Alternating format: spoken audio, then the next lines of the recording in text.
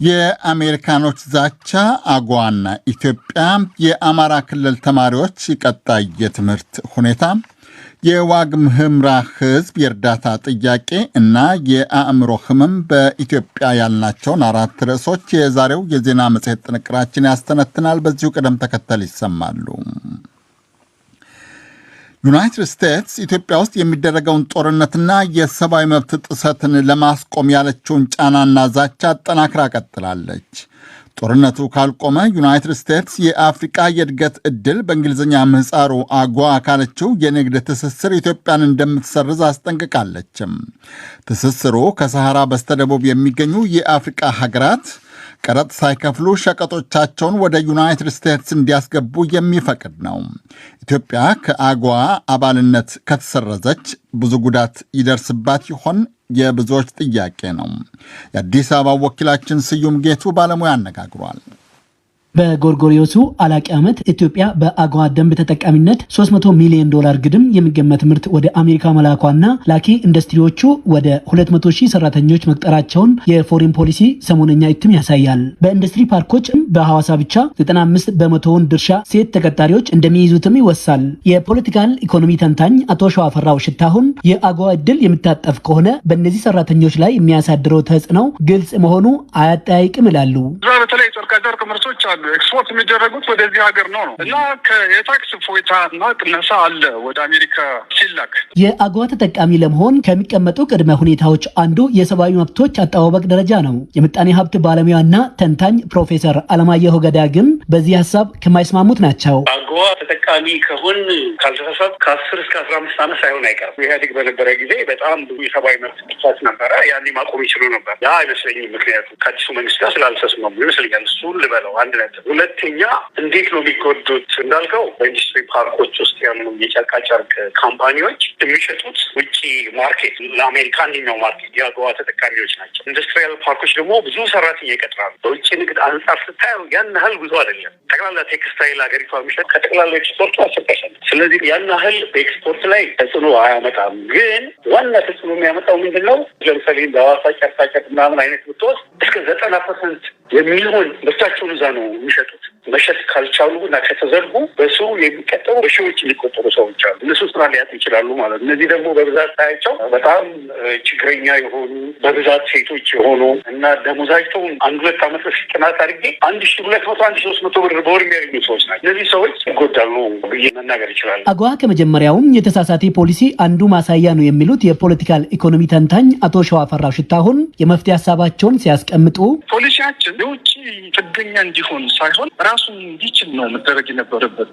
ለምን በራሳችን እጅ ባለን ሀብት ብናለማው ሞሮሌስ አንጎዳም። ከነሱ ጥገኝነት እንትናለን። አግሪካልቸር ፕሮዳክትስ የምናመርት ቢሆን ወደ እስያ ወደ አንዳንድ አውሮፓ ሀገራት ሊበራል ወደ ሆኑት ኤክስፖርት በማድረግ ወደ አረብ ሀገራት ኤክስፖርት በማድረግ ልንጠቀም እንችል ነበረ። ኢቨን የራሳችን ፍጆታ ሞልተን ማለት ነው። እና ጉዳቱማ ከባድ ነው። መጀመሪያውኑ አታች አድርገው እነሱ ይኸውልህ ብድር ይሰጡሃል፣ ማበረታቻ ይሰጡሃል፣ በማንኪያ ይሰጡህና በአካፋ ነው የሚወስዱ እና ብድርና እርዳታ ይኸውልህ በጣም ጦሱ ከነሱ ሲስተም ጋር ነው የሚያዩ ሰው። መጀመሪያውኑ ግብርናችን ላይ አነስተኛ ማሽነሪዎችን እየገዛ ገበሬያችንን በደንብ እናበረታታ። ሰፊሽንት የሆነ ሀገር ይኖረንና ጉልበት ሲኖርሽ ደግሞ አንተ ሚሊተሪ ኃይል ታጠናክራለህ። ከዛ በኋላ ተፈሪ ትሆናለህ። ፕሮፌሰር አለማየሁ ገዳ በኢንዱስትሪ ፓርኮች በርካታ የሰው ኃይልን አቅፎ ለሚመረተው ምርት አማራጭ ገበያ መፈለግ ነው መፍትሄው ባይ ናቸው። ሻጮቹ ዋናቸው ብለህ ስታይ በብዛት ከውጭ የመጡ ኢንቨስተሮች ናቸው። ኢቨን የአሜሪካ ካምፓኒዎችም አሉ፣ ኢንዲያ ካምፓኒዎች አሉ፣ የማሌዥያ ካምፓኒዎች አሉ፣ ከዓለም የመጡ ናቸው። ስለዚህ እነዚህ ሰዎች እንደ ኢንቨስተር ይጎዳሉ፣ ምንም ጥያቄ ነው። 1 2 ተቀጣሪዎቹ ይጎዳሉ። መንግስት ምን ማድረግ ይችላል? በአጭር ጊዜ ከባድ ነው እንጂ ዳይቨርት ማድረግ ይችላል። በአማራ ክልል ጦርነት በተደረገና በሚደረግባቸው አካባቢዎች ከ1,500,000 በላይ ተማሪዎች ትምህርት ማቋረጣቸውን የክልሉ ትምህርት ቢሮ አስታወቀ። የአማራ ትምህርት ቢሮ የህዝብ ግንኙነትና የጽህፈት ቤት ኃላፊ ጌታቸው ቢያዝን በተለይ ለዶይቼ ቬለ እንደነገሩት ወራሪ ያሉት ህዝባዊ ወያኔ ሓርነት ትግራይ ህወሓት በክልሉ ከ1,500 በላይ ትምህርት ቤቶችን አውድሟል ወይም ዘርፏል። ጦርነት በማይደረግባቸው አካባቢዎች የሚገኙ በርካታ ትምህርት ቤቶችም ከየጦርነቱ ቀጠና የተፈናቀሉ ሰዎች ስለተጠለሉባቸው ቢሮው የትምህርቱን ሂደት ለመቀጠል ትልቅ ፈተና እንዳጋጠመው ኃላፊው አክለው ገልጸዋል። የባህር ዳር ወኪላችን አለምነው መኮንን ኃላፊውን አነጋግሮ ተከታዩን ዘገባ ልኮልናል። ህወሓት በአማራ ክልል ወረራ ከፈጸመበት ጊዜ ጀምሮ በትምህርት ተቋማት ላይ ይህ ነው የማይባል ውድመትና ዘረፋ ፈጽሟል ነው ያሉት። በተደረገ ጥናት ከ1500 በላይ የትምህርት ተቋማት በሙሉና በከፊል ከጥቅም ውጭ ሆነዋል ብለዋል። አራት ዞኖች የሰሜን ጎንደር፣ ዋግምራ፣ ሰሜን ወሎ፣ ተወሰኑ ወረዳዎች ደቡብ ጎንደር እና ደቡብ ወሎ ከ270 በላይ የትምህርት ተቋማት ሙሉ ለሙሉ እንደወደመ ነው አጥኚ ቡድኑ ያመጣው። ከ300 በላይ የትምህርት ተቋማትም ከፊል ጉዳት እንደደረሰባቸው አጥኚ ቡድኑ መረጃውን አምጥቷል። እንደ አቶ ጌታቸው በጦርነት ቀጠና ውስጥ ያሉና ትምህርት ቤት የወደመባቸው ከ1,500,000 በላይ ተማሪዎችም ከትምህርት ውጭ ሆነዋል። እነዚህ አካባቢዎች ላይ ከ1.5 ሚሊዮን በላይ ተማሪዎች ይማራሉ ተብሎ ይገመታል። በአንድም ይሁን በሌላ እነዚህ ተማሪዎች ላይ ከፍተኛ የሆነ ጉዳት፣ የስነ ልቦና ጉዳት፣ ጫና ፈጥሯል ማለት ይቻላል። ትምህርት ቤቶቻቸው ወድመዋል፣ ፈርሰዋል፣ ንብረቶቻቸው ተዘርፈዋል፣ ተጎሳቅለዋል፣ ተቀደዋል። የተማሪዎች አጠቃላይ መረጃ፣ ትምህርት ቤቱ አጠቃላይ መረጃ የወደመበትና የፈረሰበት ሂደት ስላለ ይሄ በጣም ከባድ ነው ብሎ መናገር ይቻላል። የተፈናቀሉ ተማሪዎች በደሴ በደባርቅና በእብናት ከ40 በላይ ትምህርት ቤቶችን በመጠለያነት እየተጠቀሙ በመሆኑ በዚህ ረገድም በእነዚህ አካባቢዎች ትምህርት ለማስጀመር ፈተና መሆኑን ነው አቶ ጌታቸው የተናገሩት። ከዋግምራ ተፈናቅለው ደቡብ ጎንደር እብናትና ባህር ዳር ዘንዘልማ ተፈናቃዮች አሉ።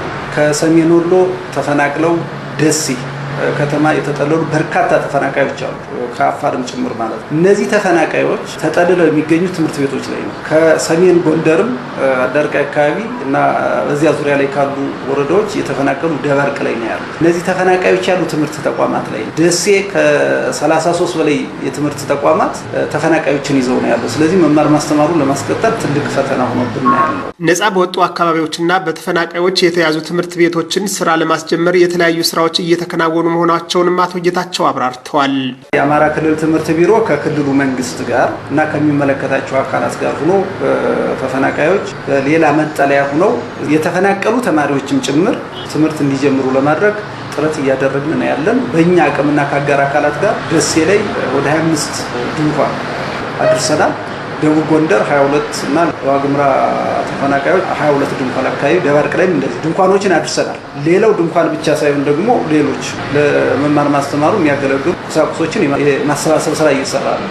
የምስራቅ ጎጃም ዞን አስተዳደር 10,000 የሚሆኑ የሰሜን ወሎ ዞን ተማሪዎችን ሁሉንም ወጪዎች ችሎ ለማስተማር የወሰደውን እርምጃ ያደነቁት አቶ ጌታቸው ሌሎች ዞኖችም ተመሳሳይ እርምጃ በመውሰድ የዜግነት ግዴታቸውን እንዲወጡ ጠይቀዋል።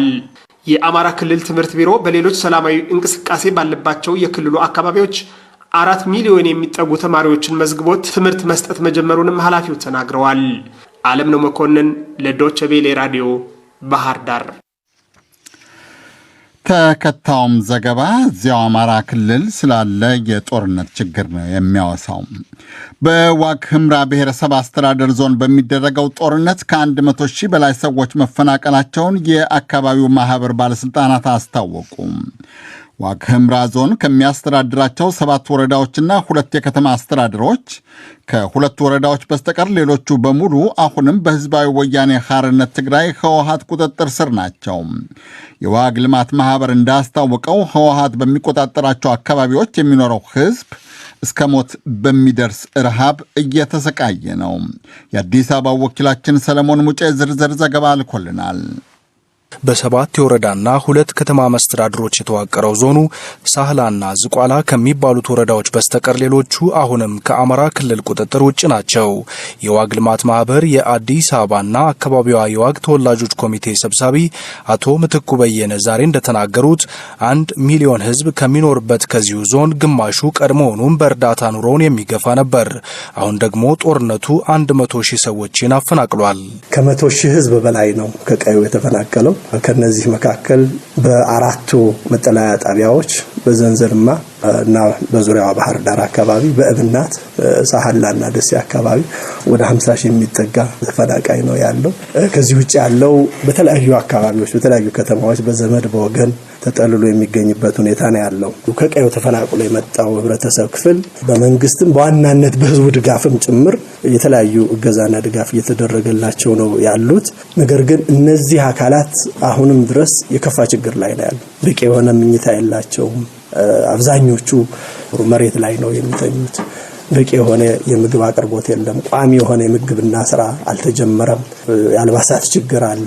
የበለጠ አሁን ሁላችንም ያሳሰበንና ስጋት ውስጥ ያስገባን ግን በመንግስት ቁጥጥር ውጭ ያለው የሚኖረው የሚበዛው ህዝብ ማለት ነው። አሁን ባለን መረጃ ሰው በረሃብ መሞትም ጭምር ጀምሯል። እርዳታ እንዲያቀርቡ ከመንግስት ጋር ስምምነት አድርገው የነበሩ ዓለም አቀፍ ግብረሰናይ ረጂ ድርጅቶችም እስካሁን መግባት እንዳልቻሉ ተናግረዋል። መግባት ያለበት WFP ነው ተብሎ ነው የተቀመጠው። ነገር ግን WFP እንዲገባ የስርጭት ስራውን ደግሞ FFH ፉድ ፎር ሃንገር የሚባለው ድርጅት እንዲሰራ ነው ስምምነት ላይ የተደረሰው። ይሄ ስምምነት ከተፈጸመ ከ20 ቀን በላይ አልፏል። ነገር ግን እስካሁን ሰዓት ድረስ በተግባር የገባ ማንኛውም አይነት የሰብአዊ ድጋፍ የሚሰጡ ተቋማት ተግባራዊ እንቅስቃሴ ያልተጀመረ። ህዝባችን አደጋ ላይ ነው ያለው። የጤና አገልግሎት እያገኘ አይደለም። የባንክ የመብራት የስልክ ሁሉም ነገር 360 ዲግሪ ጨለማ ውስጥ ነው ያለው። ይሄ ህዝብ ዘመዶቻችን በምን ደረጃ ላይ እንዳሉ አናውቅም። በጣም የከፋ ነው። በከፋ የሞት አደጋ ውስጥ የሚገኝ ህዝብ ነው ማለት ነው። የዋግ ልማት ማህበር የአዲስ አበባና አካባቢዋ ተወላጆች ኮሚቴ ሰብሳቢ አቶ ምትኩ በየነ እንደገለጹት በዞኑ በረሃብ ምክንያት ሰው መሞት ጀምሯል። ጋዝግብላ ላይ ሰቆጣ ላይ በረሃብ ሰዎች ሞተዋል። ይህን መረጃ የመጡ ሰዎች ሰጥተውናል። ይኸው ኮሚቴ ለህብረተሰቡ ድጋፍ የሚውል በአብዛኛው በአይነት የተሰበሰበ 50 ሚሊዮን ብር የሚገመት እርዳታ አሰባስበው መላካቸውን ገልጿል። ሰብሳቢው ብሔረሰብ ዞኑ የገጠመውን መሰረታዊ ችግር ደረጃ ሲገልጹም ሻማ ሳይቀር በገበያ ጠፍቷል። አንድ ክብሪት ደግሞ እስከ 120 ብር እየተሸጠ ይገኛል። በመሆኑም መንግስት ለዚህ ማህበረሰብ በአስቸኳይ ሊደርስለት ይገባል ብለዋል።